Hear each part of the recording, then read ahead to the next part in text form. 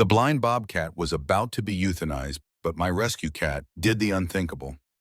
The winter wind carved through the ashwood forest with a sound like distant voices, and Caleb Montgomery sat in his wooden cabin, watching steam rise from his teacup in spirals that reminded him of ghosts. At 73, he had grown intimate with silence, the kind that settled into a house after someone you loved was gone. Lillian had been dead for 2 years now, and the cabin felt larger somehow, as if grief had stretched the walls and made the spaces between furniture into vast, uncrossable distances. Maisie, his one-eyed cat, wound herself around his ankles, purring with that particular insistence that meant she wanted something. He reached down to scratch behind her ears, feeling the scarred tissue where her left eye had once been. She had come to him 7 years ago, abandoned in a cardboard box outside his small animal rescue station, and he had saved her life then. Now, he sometimes wondered if she had actually saved his. The letter sat on the kitchen table, already stamped and addressed. It was a formal request to the county to dissolve the rescue station, to close down the small operation he had run for nearly 2 decades. The words had been difficult to write, each sentence an admission of defeat. Due to advanced age and inability to continue operations, he had written, the phrase feeling like a stone in his mouth. He was tired, his joints ached in the cold, his hearing had been failing for months, and now he was dealing with an ear infection that made everything sound muffled, as if he were underwater. Most days, he felt like he was drowning anyway. Outside, snow began to fall in earnest, thick flakes that caught the light from his window and transformed the darkness into something almost beautiful. Caleb lifted his teacup, savoring the warmth against his palms, and tried not to think about the morning, when he would walk to town and mail the letter that would end everything. That was when Maisie began to scream. It was not a normal cat sound, not the meow of hunger or the yowl of annoyance. It was a continuous, desperate cry that raised the hair on Caleb's arms. She ran to the door, then back to him, then to the window, her single eye wide and luminous with urgency. Her claws scrabbled against the wooden floor as she paced, back and forth, her entire body vibrating with distress. Caleb set down his tea and watched her, his damaged ears catching only the muffled edges of her cries. He could feel his heartbeat quicken. Maisie had never behaved like this before. She was frantic, insistent, desperate for him to understand something he could not hear. He trusted her. That was the simple truth of it. After 7 years together, he had learned that Maisie's instincts were sharper than his own, that she perceived things his aging senses could no longer detect. If she said something was wrong, then something was wrong. Caleb pushed himself up from his chair, feeling his knees protest, and pulled on his heavy coat. The wool scarf that had been Lillian's hung by the door, still carrying the faintest scent of her lavender perfume. He wrapped it around his neck, the softness against his skin like a memory made tangible, and opened the door to the winter night. The cold hit him like a physical force, stealing his breath. Snow swirled in the beam of his flashlight as he swept it across the yard, looking for whatever had alarmed Maisie. At first, he saw nothing but white, the world erased and rewritten by the storm. Then he noticed them tiny footprints, barely visible, leading from the tree line toward his cabin. They were dragging, erratic, the marks of something injured and struggling. Caleb's heart clenched. He followed them, his boots crunching through the fresh snow, past the fence that marked the edge of his property and into the forest beyond. Maisie darted ahead of him, her tail high, leading the way with the certainty of someone who knew exactly where they were going. The footprints led him to a fallen tree, its massive trunk covered in snow and moss. Beneath it, curled into a space barely large enough to shelter a child, was a small creature. Caleb dropped to his knees, ignoring the cold seeping through his pants, and aimed his flashlight at what Maisie had found. It was a bobcat kitten, perhaps 3 or 4 months old, though it was difficult to tell in its current state. Its fur was matted and wet, darkened with blood around its face. Its eyes were closed, not in sleep but in damage, the lids crusted and swollen. The creature's breathing was shallow, rapid, its small body shivering so violently that Caleb could see the tremors even from a foot away. There was blood on the snow beneath it. dark and fresh, and the smell of infection was unmistakable. For a moment, Caleb simply stared. Part of him wanted to turn away, to leave this creature to nature's harsh judgment. He was old and tired, and he had just written a letter closing down his rescue station because he no longer had the strength for this kind of heartbreak. Another part of him, the part that had spent 20 years pulling injured animals back from death's edge, the part that still remembered what it felt like to have purpose, reached out with trembling hands. The kitten did not resist when he touched it. It was too weak, too close to the end.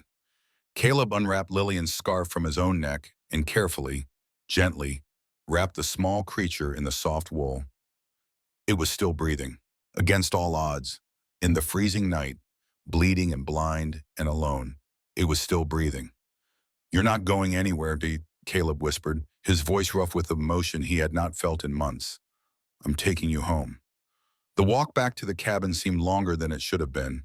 Caleb held the bundled kitten close to his chest, trying to share his body heat, and Maisie led the way with her tail held high like a flag. Inside, Caleb moved with a speed and efficiency he had thought lost to him. He carried the kitten to the small room that had once served as his examination and treatment area, laid it carefully on the stainless steel table that had seen so many desperate cases, and began the familiar work of triage. He turned on the heat lamp, its red glow transforming the room into something womb-like and warm. He cleaned the blood from the kitten's face with gentle swabs of warm water, revealing the extent of the damage. Both eyes were destroyed, the tissue damaged beyond any hope of repair. There were deep scratches along its face and neck, the marks of a predator, perhaps an eagle or a larger cat. It should have died hours ago in the forest. It should have died, but it had not. Caleb's hands, steadier now with purpose, moved through the familiar motions of his old work. He cleaned wounds, administered antibiotics from his dwindling supply, started an IV to combat dehydration. All the while, the kitten lay motionless in Lillian's scarf, its breathing shallow but persistent. Maisie sat on the counter, watching with her single eye, occasionally reaching out with one paw to gently touch the bundled form. When Caleb had done all he could, when he had pushed back the immediate crisis and bought a few more hours, he called Grace Alden. She was the veterinarian who served the scattered rural communities around Maple Creek, a woman in her 40s who had always supported his rescue work. She arrived within an hour, her truck cutting through the snow with chains rattling. Grace examined the kitten with professional thoroughness, her fingers gentle but probing. She checked vitals, studied the ruined eyes through a magnifying glass, ran her hands along the small body searching for internal injuries. Finally, she straightened and looked at Caleb with sympathy in her eyes. "The eye damage is permanent," she said softly. "Complete blindness. She'll never see again." Caleb had known it already, but hearing it spoken aloud made it real in a way that observation had not. He nodded, waiting for the rest. Given her age and condition, given that she's a wild animal who will never be able to survive on her own. Grace paused, choosing her words carefully. The humane option would be euthanasia. Caleb, a peaceful end. Caleb looked down at the small creature wrapped in his dead wife's scarf. The kitten's blind eyes were closed, but its body was still fighting, still pulling in breath after breath with stubborn determination. He thought about the letter on his kitchen table, the formal words requesting closure. He thought about how he had felt these past months, useless and alone, waiting to follow Lillian into the dark. He shook his head. "I can't. She's not ready to give up." He looked at Grace, and his voice was stronger than it had been in months. "Neither am I." Grace studied him for a long moment, then smiled. "Then I'll help you however I can." After Grace left with instructions for care and a promise to return in a few days, Caleb stood in the examination room and looked at the kitten who was now, somehow, his responsibility. He needed a name, something that captured what she was, a life that should have ended but had not, a flame that refused to be extinguished. "Ember," he said aloud, and Maisie chirped in approval. "Your name is Ember. A fading ember, maybe, but still alive beneath the ashes." The first weeks were the hardest. Ember was too weak to eat on her own, and Caleb had to feed her with a syringe every few hours, a mixture of formula and antibiotics that often came back up as quickly as it went down. He slept in the examination room, waking every few hours to check on her, to adjust the heat lamp, to clean the wounds that wept and crusted and slowly, impossibly, began to heal. Maisie never left them. She claimed a spot on the counter near the table and stayed there, watching Ember with her single eye. Sometimes she would hop down and curl herself against the kitten, purring with a deep, steady rhythm that seemed to calm Ember's restless movements. Caleb watched them together and saw something he had not expected: recognition. Maisie had been blind in one eye since he found her. Ember was blind in both. They were both survivors of violence, both marked by loss, and somehow they knew each other. On the fifth night, Ember lifted her head for the first time.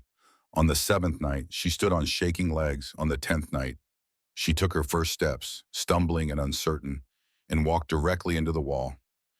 Caleb's heart broke watching her confusion, the way she stood there trembling, not understanding why the world had suddenly become hard and painful. That was when Maisie intervened. The old cat jumped down from her perch and walked to Ember, pressing her body against the kitten's side. Then she began to purr. Not just the normal rumble of contentment, but a specific rhythm, a pattern that seemed almost deliberate. Ember's ears swiveled toward the sound. Maisie walked a few steps forward, still purring, and Ember followed the sound, tentative but trusting. Caleb watched in amazement as Maisie began to teach Ember how to navigate the room. She would purr in a specific rhythm and tap her claws against the floor, creating a pattern of sound that Ember could follow. When Ember came to an obstacle, Maisie would change the rhythm, a warning signal. When the path was clear, she would purr, steady and low, in encouragement.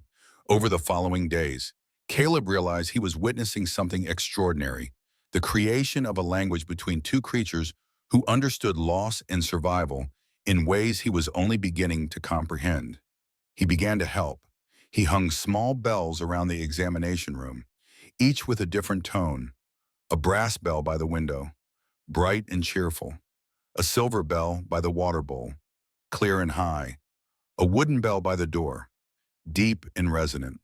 Under each bell, he taped a small note in his own handwriting, where Maisie taught Ember to turn for the first time, where Ember first drank water alone, where Maisie stopped her from walking into danger.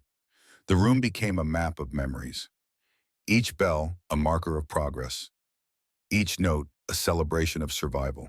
When Ember grew stronger and began to explore beyond the examination room, Caleb expanded his system. He hung bells throughout the cabin, creating a network of sound that transformed his home into something Ember could navigate through hearing alone. The brass bell in the living room, the ceramic bell in the kitchen, the metal bell by the back door, each one distinct, each one a guide. Ember learned fast. Within a month, she could move through the entire cabin with confidence, following the bells and Maisie's guiding purrs. She learned that the brass bell meant the soft rug by the fireplace, where she could sleep in warmth. She learned that the silver bell meant food and water. She learned that the ceramic bell meant Caleb's chair, where he would lift her into his lap and stroke her growing fur while reading aloud from Lillian's old books. Caleb found himself talking to Ember constantly, narrating his actions in a way he never had before. "I'm going to the kitchen now, girl. Follow the ceramic bell. Time for your medicine. Ember, come to the silver bell." His voice filled the silence that had oppressed him for 2 years, and he realized that in saving Ember, he was also saving himself from the quiet that had been eating him alive. Word spread through Maple Creek about the blind bobcat and the man who had saved her. People began stopping by, curious to see the creature they had heard about.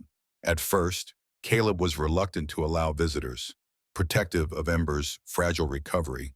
But when he saw how moved people were, watching Maisie guide Ember through the cabin with their private language of purrs and taps, he understood that this story was bigger than just his own healing. A local teacher brought her students on a field trip, and they sat in reverent silence as Caleb explained how Maisie had found Ember, how they had built a language of sound and touch. The children watched Ember follow the bells with the concentration of a student learning mathematics, and they left with a different understanding of what disability meant, what survival looked like. Donations began arriving, Small amounts at first, $5 here, $10 there, from people who had heard the story and wanted to help. Then larger sums from animal welfare organizations, from foundations that supported wildlife rehabilitation. The money came with notes for the Blind Bobcat, for Caleb's rescue station, for more creatures like Ember. Caleb stared at the growing pile of checks and cash on his kitchen table, next to the unmailed letter requesting closure. He picked up the letter, read it one more time, and then tore it into small pieces. The rescue station would not close. It would expand.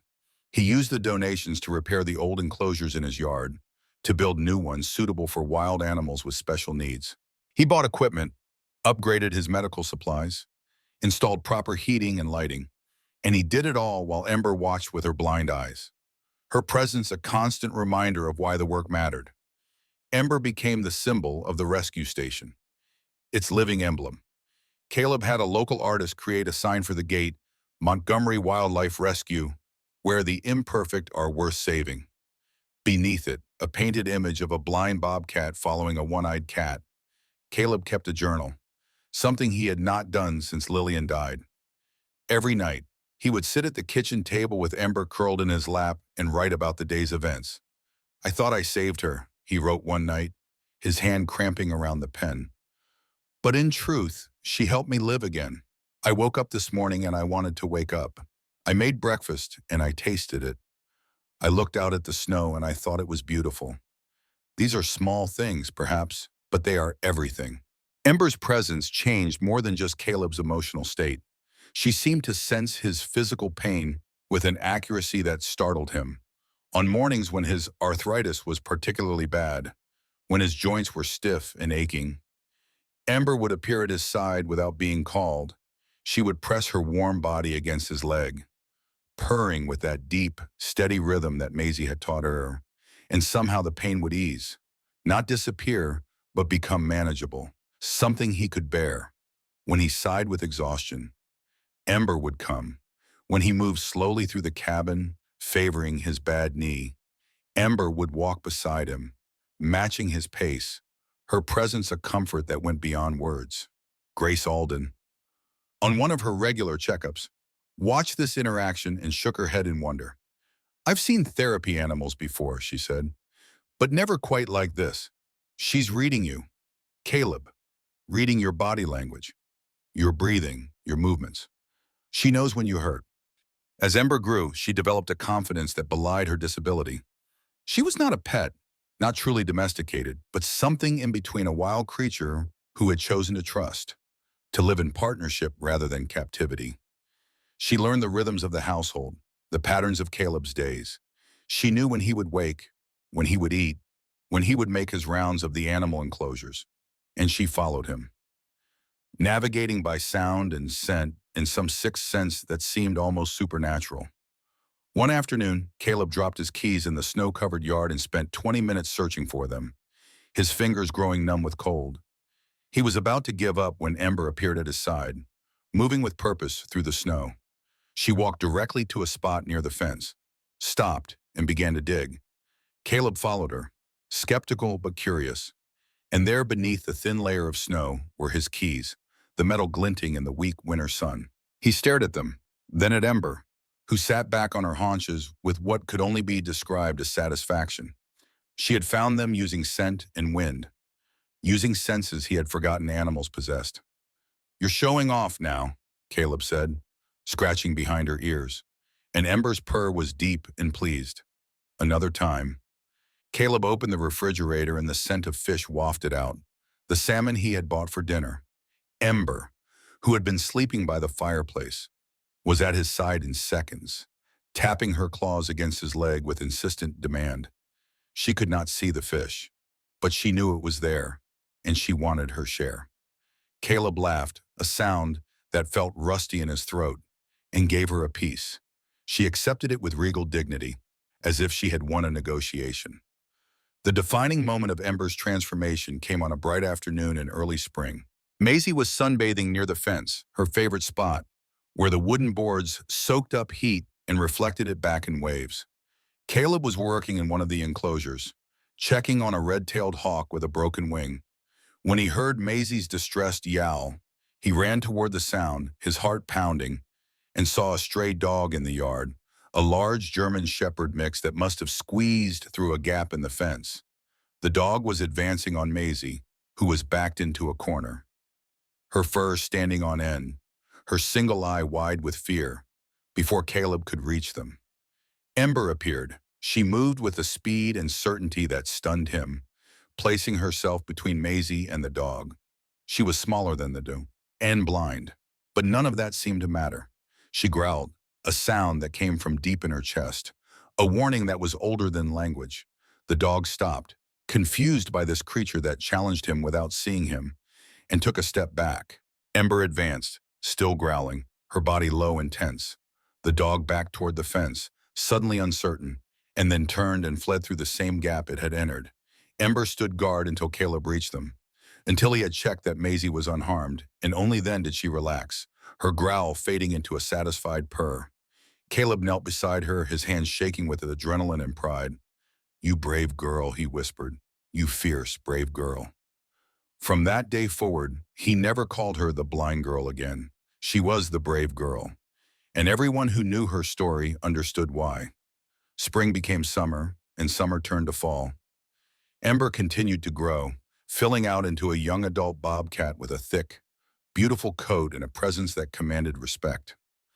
Grace Alden came for a routine checkup and performed her usual examination, checking teeth, listening to heart and lungs, palpating the abdomen. Then she stopped, her hands still on Ember's belly, and looked up at Caleb with surprise in her eyes.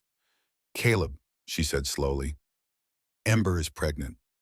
The words seemed to hang in the air, impossible and yet undeniable.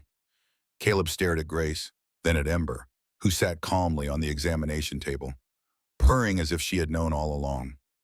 "But how?" he asked, his mind racing through the past months. "She's never been outside the fence. Never." He stopped, remembering. 2 weeks ago, he had been tired, his routine disrupted by a rescue call in the middle of the night. He had come home at dawn and gone straight to bed, and in his exhaustion, he had forgotten to lock the back gate. When he woke, the gate was standing open, swinging slightly in the wind. Caleb went to his security camera footage, the system he had installed last year after a break-in at a neighbor's property.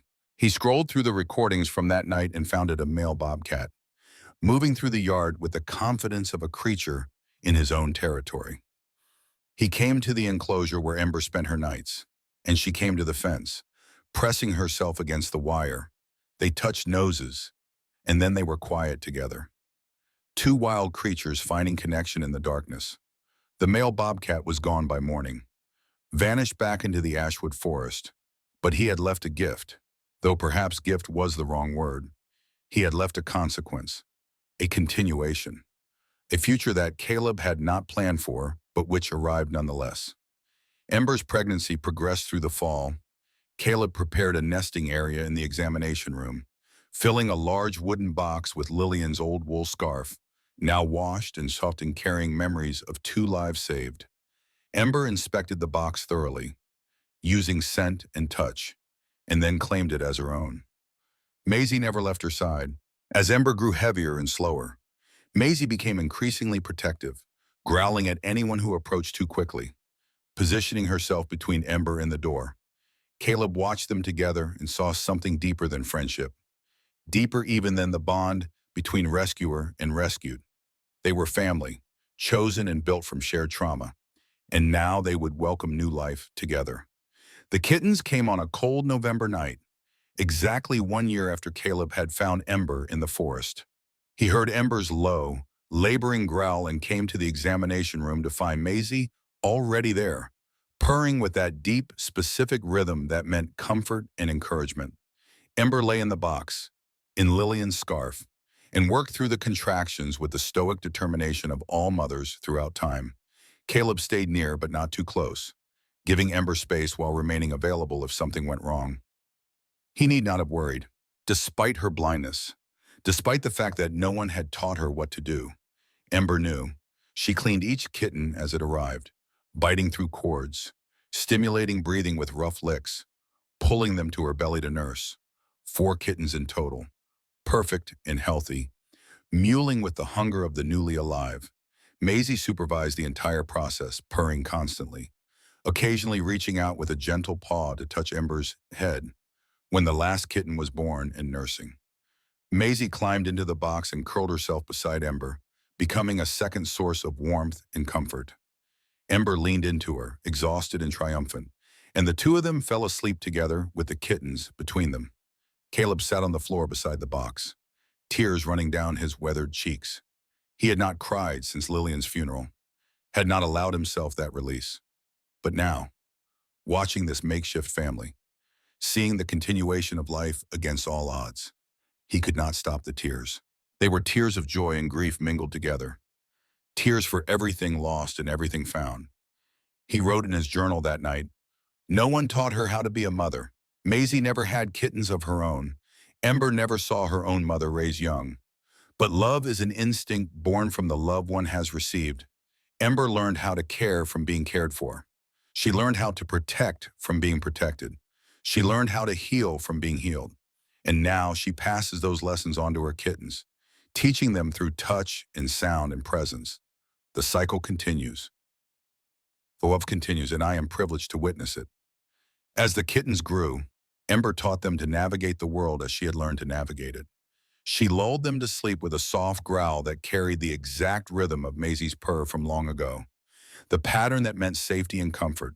She guided them through the cabin using the bells, showing them how to listen, how to use their ears and noses and whiskers to build a map of their surroundings.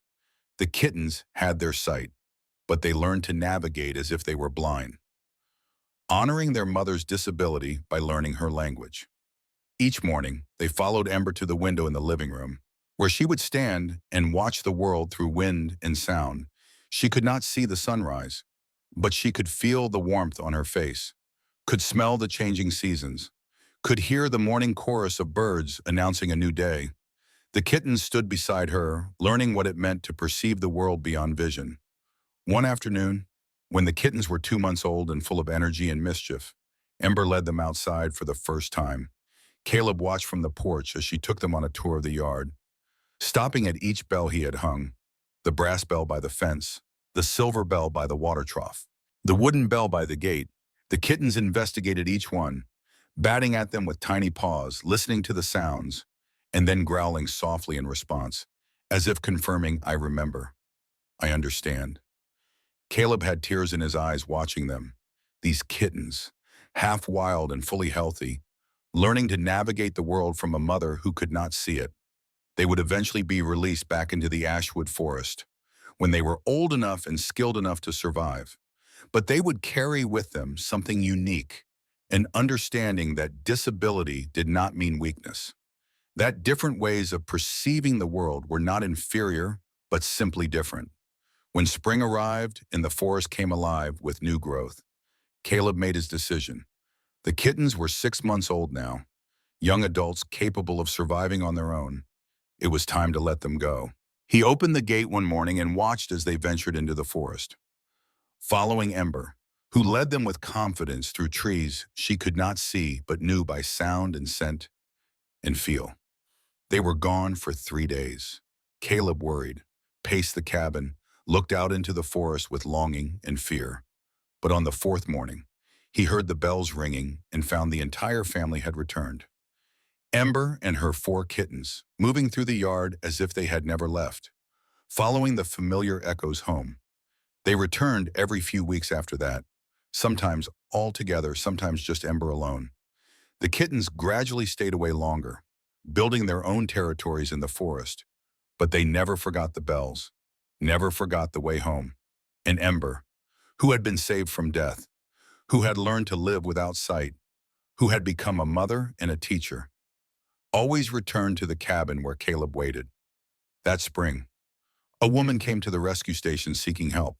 She was in her 60s, recently widowed, and she had adopted a blind cat from the local shelter. She was overwhelmed, uncertain how to help an animal that could not see, and someone had told her about Caleb and Ember. Caleb invited her in and showed her the bells, explained the language of sound and touch that Maisie had taught Ember. He showed her his journals, the notes he had kept about Ember's progress. The small victories and setbacks. He introduced her to Ember, who came when called and pressed herself against the woman's legs, purring with that deep, healing rhythm. The woman left with tears of hope in her eyes and a bag full of bells. Caleb watched her go and realized something profound. He was no longer alone in this work. He was no longer the last person who cared. He had become a seed from which others could grow, a source of knowledge and inspiration that would spread beyond his small cabin on the edge of the Ashwood forest. Over the following months, more people came. Volunteers who wanted to learn how to care for disabled animals. Veterinary students who wanted to understand the special challenges of wildlife rehabilitation. Teachers who wanted to bring their students to learn about resilience and adaptation. Caleb's rescue station, which he had nearly closed, became a hub of activity and learning. He founded a formal program that year, calling it the Ember Way after the bobcat who had started it all. It was a training center for volunteers, teaching them the techniques that Caleb and Maisie had developed through trial and error and love. The program focused on using guide animals, particularly house cats, to help rehabilitate wild animals with disabilities. It was unconventional, unprecedented, but it worked. In the main hall of the new building he constructed with donation money, Caleb hung a photograph. It showed him sitting in his chair with Maisie on one armrest and Ember on the other. The three of them looking at the camera with expressions of peace and belonging. Beneath it, he had inscribed a quote from his journal, the words that had come to him one night while watching Ember sleep. "We did not choose each other with our eyes, but with our hearts. Family is not something we choose. It is something that finds us when we are finally ready to open up." The program grew. Within 2 years, there were satellite centers in 3 other states, all using the Ember Way methodology. Within 5 years, it was being taught in veterinary schools as a legitimate approach to wildlife rehabilitation. And always, at the center of every lecture, every demonstration, every training session, was the story of a blind bobcat and a one-eyed cat and an old man who had decided not to give up. Caleb was 78 now, his hearing worse than ever, his joints protesting every morning when he rose from bed. But he rose anyway, because there was work to do, because there were animals who needed him, because Ember would be waiting by the door with her morning greeting growl. Maisie, ancient now at 14, still supervised from her favorite spot on the counter, her single eye watching everything with feline wisdom. On the 5th anniversary of finding Ember, Caleb held a celebration at the rescue station. People came from across the country, volunteers and donors and families who had learned to care for their own disabled animals using the Ember Way. They brought food and stories, filling the cabin and yard with laughter and warmth that reminded Caleb of holidays long past. When Lillian was alive and the house was full of life, Ember appeared that evening, emerging from the forest with 2 of her now adult kittens beside her. They walked through the crowd of people, following the bells that still hung throughout the property, and came to Caleb where he sat on the porch. Ember rubbed her face against his leg, purring, and Caleb scratched behind her ears, feeling the familiar texture of her fur, the solid warmth of her presence. "Thank you," he whispered to her, though she could not hear his words. "Thank you for finding me that night. Thank you for teaching me that it's never too late to start again." As the celebration continued around them, as people laughed and shared stories of animals saved and lives changed, Caleb looked out at his property and saw it transformed. What had been a dying rescue station run by a lonely old man was now a thriving center of learning and healing. What had been silence was now filled with sound voices and laughter and bells ringing in the wind. The bells hung everywhere, each one marking a memory, a moment, a victory over circumstance. The brass bell where Maisie first taught Ember to turn, the silver bell where Ember first drank water alone, the wooden bell where she first protected someone else, the ceramic bell where her kittens learned to follow sound. Each bell a story, each story a reminder that life continued, that love persisted, that family found you when you were ready. As darkness fell and people began to leave, Caleb sat on his porch with Maisie in his lap and Ember at his feet. The forest was alive with night sounds, owls calling, branches creaking, wind moving through leaves. Somewhere out there, Ember's kittens were living their own lives, carrying the lessons she had taught them, surviving and thriving despite coming from a mother who could not see. Caleb thought about the letter he had almost mailed, the formal request to close everything down. He thought about how close he had come to giving up, to deciding that his life no longer had purpose or meaning. And then he thought about the small creature he had found beneath a fallen tree, wrapped now in the scarf that had belonged to his wife, breathing against all odds. "We saved each other," he said aloud. "To Maisie and Ember and to Lillian's memory, all of us, we saved each other." The bells rang in the wind, their different tones creating a melody that only those who listened could hear. And in that melody was a message, simple and profound here. There is always a way home. Here the broken are made whole. Here the blind can see what matters. Here the lost are found. Caleb closed his eyes and listened to the bells, and for the first time in years, he felt complete. Every rescue begins with a heartbeat that refuses to give up. We're grateful you chose to listen to this one. If you'd like to hear more stories like this, a simple like or subscribe means the world to us.